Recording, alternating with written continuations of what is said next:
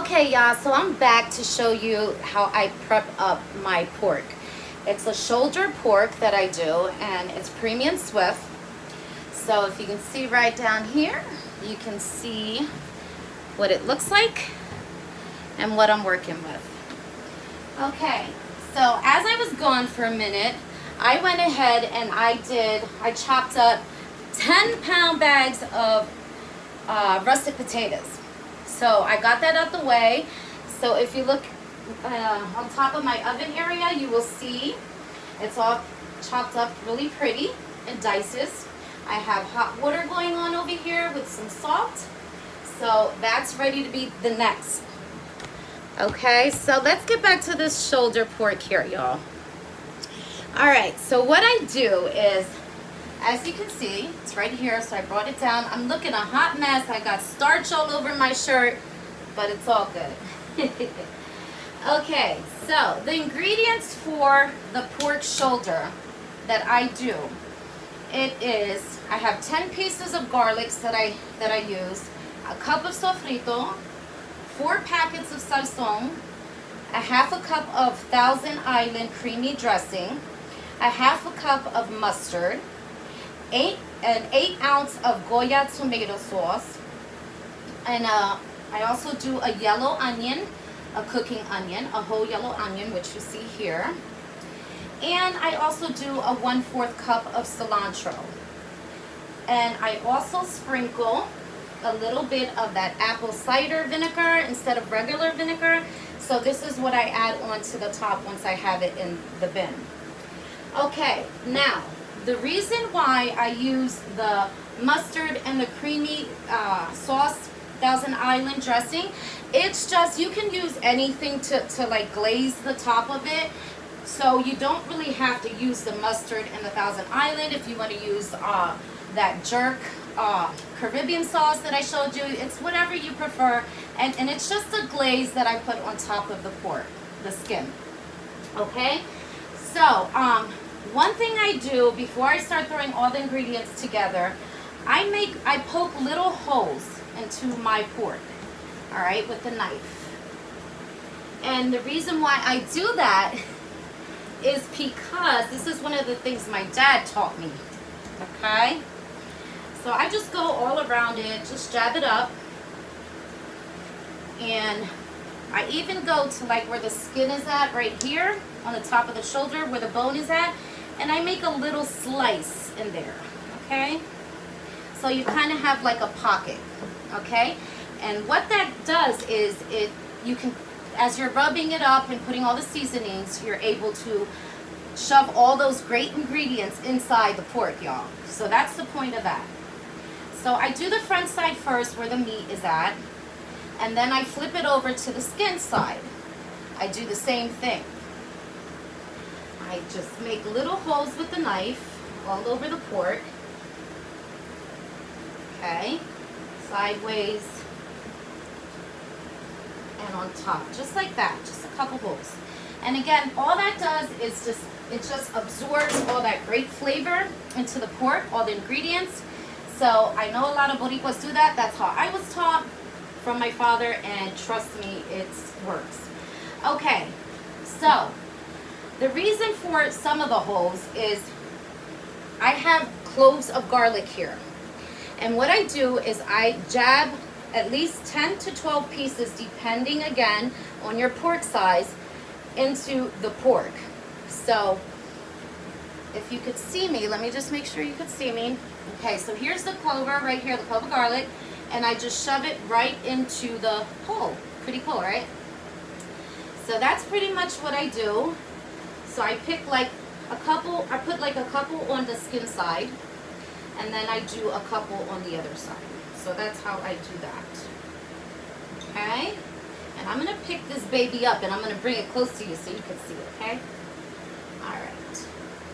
So pretty much, and when that is roasting, y'all, let me tell you that garlic melts into the pork, and it's super, super yummy. Yep, so let me just find another big pocket hole. There we go. Alright, so I put about 5 pieces in there, 4 or 5. So what I do is, and you got to make sure they're really in there, okay? Because some of them might pop out as you start seasoning.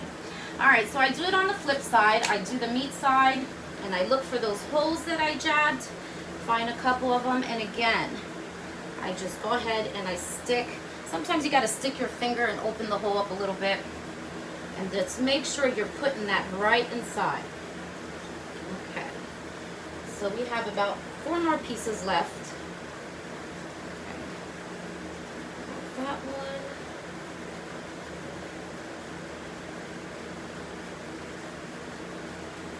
Gotta find a couple pieces in here, y'all. Make sure that goes in completely. It's looking pretty. And even that pocket hole that you made right there, you want to put at least 2 or 3 in there. Okay, so it's just like a little pocket. You just make sure you shove it in really good. All right, so that goes for that. Now, as we do that, okay, I'm just going to click over here. All right. We are going to start chopping up this yellow onion, okay? Now, again, this is all for flavor. So, some people leave the onion out. Some people don't put onion at all. But I definitely add some onion into my banh mi, okay? And what I do is I just rub it all together on the banh mi. I don't put it inside like I did the garlic. I just pretty much add it with all the ingredients, throw it all together, and just massage it into the meat. Okay, so I do slices, y'all. Okay. And then what I do is after I do the slices, I just slice the slices in half. So that's pretty much what I do. All right, and what I'm gonna do is I have this bin here. This is where my shoulder pork is going, okay, y'all? So as I am chopping up, I'm just gonna bring it over here, and I'm just gonna throw all that onion into the bin, okay? So you wanna make sure all the ingredients are very massaged into this meat because, however, it is a big chunk of meat, right? Okay, so let me move this over. Okay, so I just wanted to quick show you that part with the, pushing in the garlic into the meat. So now I'm gonna go ahead and lay it in the bin with that onion. And we're gonna go ahead and start adding the ingredients that I just broke down to you, okay? So the first thing I usually do is throw the sofrito in, 1 cup of sofrito. Make sure you get that all in again. Then I throw in the cilantro, the 1/4 of cilantro.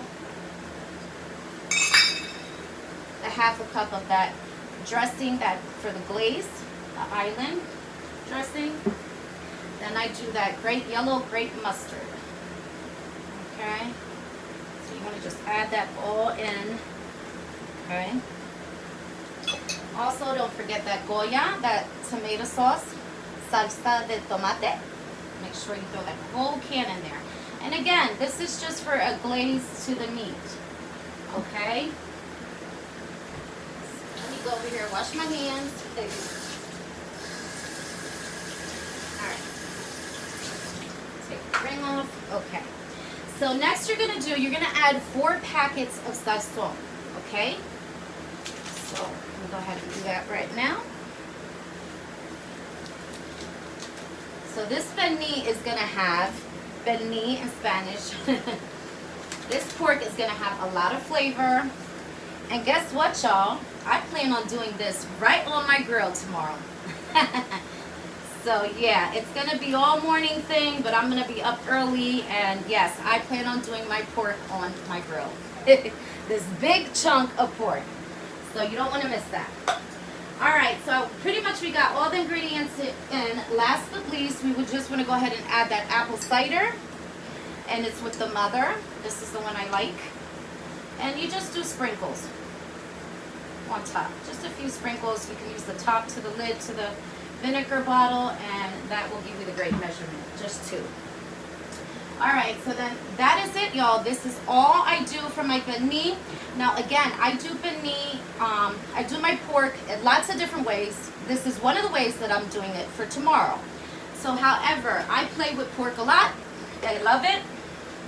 So I do a lot of different dishes, a lot of different flavors with my pork. Okay, so this is not something that a regular ingredient I do to my pork all the time. This is one of the ingredients, okay, that I do to the pork. One of the recipes. Okay, so and that is looking so pretty. So what I'm gonna do is I'm gonna go ahead, wrap this up, shoot this video out to you, and then we're gonna start that beautiful potato salad that I have coming up. So I just want to wash my hands real quick and show you what it looks like. And this is going to sit overnight in the refrigerator, so it's going to have super flavor when I throw it on the grill. Super excited. So let me go ahead and wash my hands.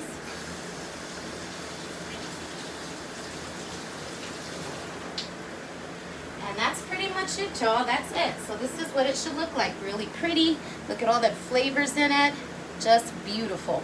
And all that is gonna marinate, y'all, in the refrigerator overnight, so it's gonna be extra flavorful. And that's what you want to look for. You always want to prep the day before, especially when it comes to banh mi and big meat, stuff like that. All right, so I'm gonna shoot this out to you. I'm gonna wrap this up, throw this in the fridge, and you know what's up next. So stay with me, y'all.